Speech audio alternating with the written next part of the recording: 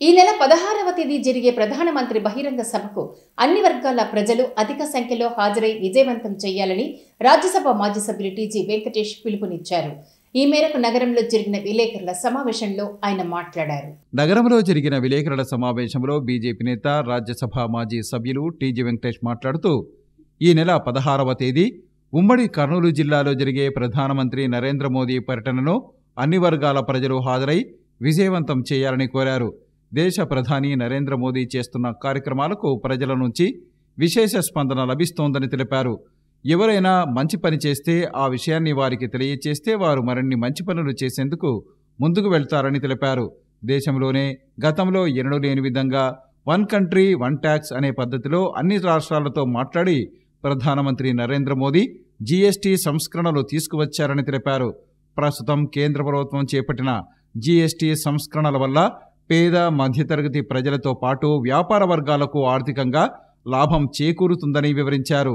ప్రజలపై భారాన్ని తగ్గించే విధంగా జీఎస్టీ సంస్కరణలు తీసుకువచ్చారని వెల్లడించారు. దీనివల్ల కేంద్ర ప్రభుత్వానికి ఆదాయం తగ్గినప్పటికీ ప్రత్యామ్నాయంగా ప్రధానమంత్రి నరేంద్ర మోదీ తన అనుభవంతో రష్యా నుంచి తక్కువ ధరకు చమురు దిగుమతి చేసుకోవడం వంటి చర్యల ద్వారా దేశాన్ని ముందుకు నడిపిస్తున్నారని తెలిపారు. రాష్ట్రంలో పారిశ్రామిక విప్లవం జరుగుతుందని వివరించారు. ముఖ్యమంత్రి నారా చంద్రబాబు నాయుడు, రాష్ట్ర పరిశ్రమల శాఖ మంత్రి టీజీ భరత్ల ఆధ్వర్యంలో రాష్ట్రం పారిశ్రామికంగా ముందుకు సాగుతుందని తెలిపారు. గత 40 ఏళ్ల క్రితం ఉన్న పరిశ్రమలన్నీ కనుమరుగైపోయాయని, 40 ఏళ్ల తర్వాత ప్రస్తుత పారిశ్రామిక విప్లవం మొదలైందని తెలిపారు. కర్నూలు, నంద్యాల జిల్లాలో పరిశ్రమల ఏర్పాటు ప్రక్రియ వేగంగా జరుగుతోందని వివరించారు. తాను ఇరిగేషన్ శాఖ మంత్రిగా ఉన్న సమయంలో ఎత్తిపోతల పథకాల కింద 10,000 ఎకరాలు ఉన్న ఆయకట్టును 1,20,000 ఎకరాల వరకు తీసుకువెళ్లామని వివరించారు. అలాగే పార్లమెంటరీ స్టాండింగ్ కమిటీ చైర్మన్గా రాష్ట్రానికి ఎన్నో నిధులను తీసుకువచ్చిన విషయాన్ని గుర్తు చేశారు. ప్రస్తుతం కనీ విని ఎరుగని స్థాయిలో జాతీయ రహదారుల నిర్మాణం జరుగుతోందని, దీనివల్ల వ్యాపారులకు కూడా లాభం చేకూరుతుందని తెలిపారు. రాయలసీమ హక్కుల ఐక్యవేదిక ద్వారా రాయలసీమ హక్కుల కోసం పోరాటం చేశామని వివరించారు. కర్నూలులో హైకోర్టు బెంచ్ ఏర్పాటు చేస్తామని హామీ ఇచ్చారు. బీజేపీ రాయలసీమ డిక్లరేషన్ ఇచ్చిందని, వాటిని ఒక్కొక్కటిగా సాధిస్తున్నామని వివరించారు. అనంతరం బీజేపీ జిల్లా అధ్యక్షుడు రామకృష్ణ, జిల్లా ఛాంబర్ ఆఫ్ కామర్స్ అధ్యక్షుడు విజయకుమార్ రెడ్డి, బీజేపీ నాయకుడు విట్టా రమేష్ తదితరులు మాట్లాడుతూ ఈ నెల 16వ తేదీ జరిగే ప్రధానమంత్రి బహిరంగ సభలో ప్రజలు పెద్ద ఎత్తున హాజరై విజయవంతం చేయాలని కోరారు. ముఖ్యంగా వ్యాపార వర్గాలు ఈ సభలో అధిక సంఖ్యలో పాల్గొనాలని కోరారు. భారతదేశ ప్రధానమంత్రి గారు 16 మన కర్నూలు ప్రాంతానికి వస్తున్నారు. 2 జిల్లాల్లో విరివిగా లక్షలాది ప్రజలు పాల్గొనబోతున్నారు. ఈ పాల్గొనటం విశేషం ఏమంటే, ఆయన చేస్తున్న కార్యక్రమాలకు ప్రజలు జేజేలు చెప్పే విధంగా, ఇంకా ఎక్కువ ఆయన నుంచి వరాలు తీసుకోవచ్చు ఫ్యూచర్లో అనే విధంగా ముందుకు వెళ్తున్నాము. ఎవరైనా సరే మంచి కార్యక్రమం చేసినప్పుడు, మంచి కార్యక్రమం చేస్తున్నారు అని చెప్తే వారు ఇంకా ఎక్కువ మంచి కార్యక్రమాలు చేసేదానికి ముందుకు వెళ్తుంటారు.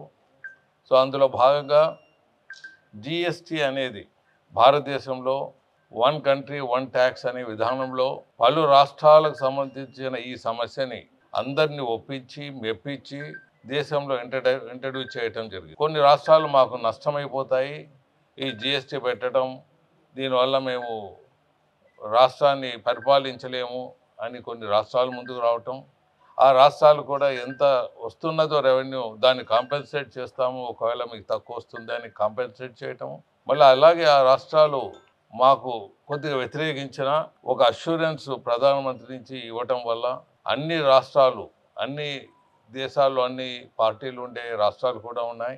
అలాంటప్పుడు ఆయన అందరినీ కన్విన్స్ చేసి జిఎస్టీ ఇంట్రడ్యూస్ చేయటం, ఆ జిఎస్టీ తక్కువ అవుతుంది మాకు నష్టపోతుంది అన్నందుకు జిఎస్టీ కొద్ది ప్రజల మీద భారం కూడా పడ్డదప్పుడు ఆ భారాన్ని తీర్చే విధానంలో రెవెన్యూ కలెక్షన్ చక్కగా చేస్తూ ఆ భారాన్ని తగ్గించే విధానంలో ప్రజలకు మేలు చేసే విధానంలో 18% నుంచి 5%, కొన్నిట్లో 7.5%, 12 నుంచి 5%, 7.5 ఇలా ట్యాక్స్ని తగ్గించి, అంటే ఇది ఆషామాష కాదు, భారతదేశంలో రెవెన్యూ చాలా ఎఫెక్ట్ ఇస్తుంది.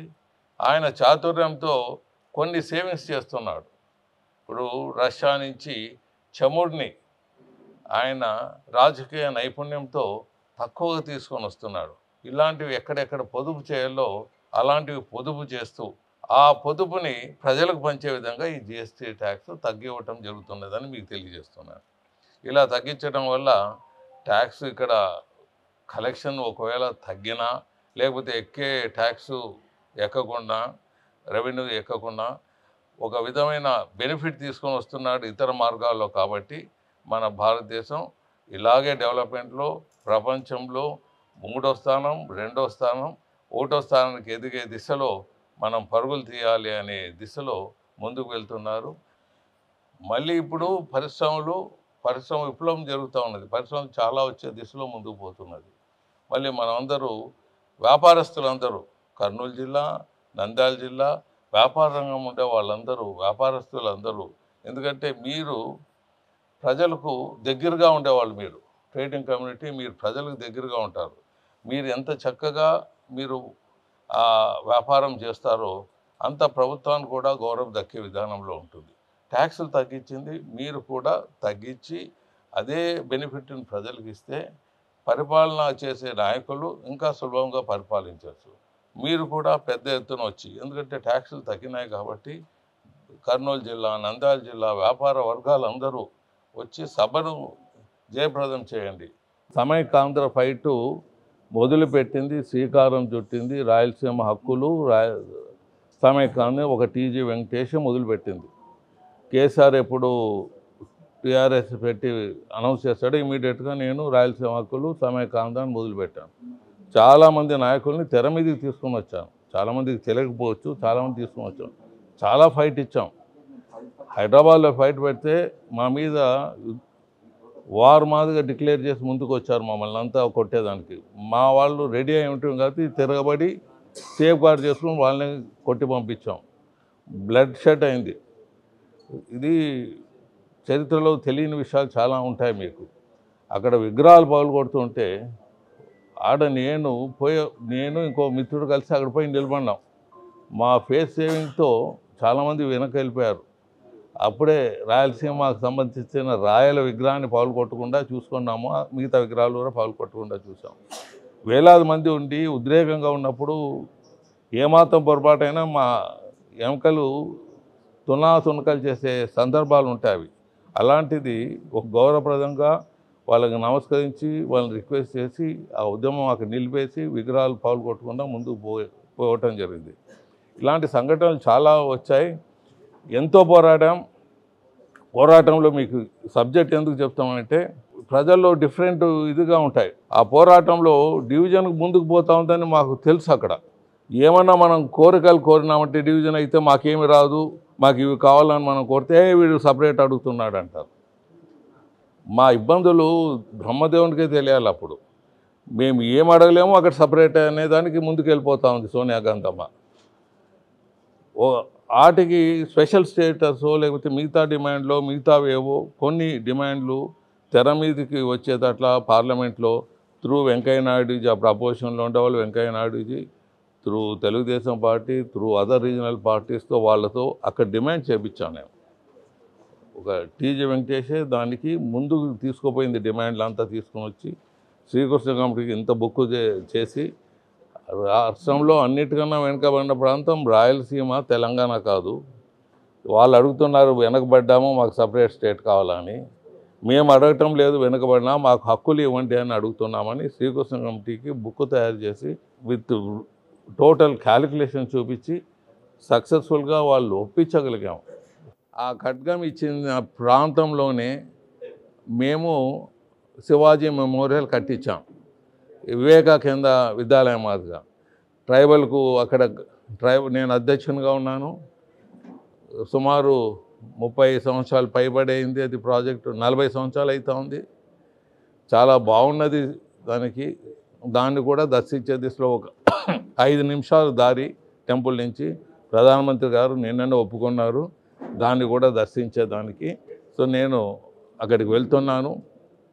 శివాజీ మెమోరియల్ వాళ్ళకు చూపించి మరి ఆ కార్యక్రమం సద్వినియోగం చేసుకొని వస్తామని తెలియజేస్తున్నాం. ఎందుకంటే చాలా మంచి కార్యక్రమాలు చేసింది.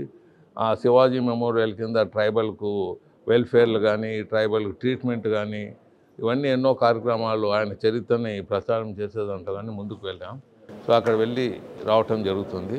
సో మీడియా సోదరులు కూడా రిక్వెస్ట్ చేసేది అక్కడ కూడా జయప్రదం చేసే విధంగా కోరుకుంటాం. అంటే ఆంధ్రప్రదేశ్ ఇంత ఉంటే కూడా కర్నూలుకే వస్తున్నారంటే గిన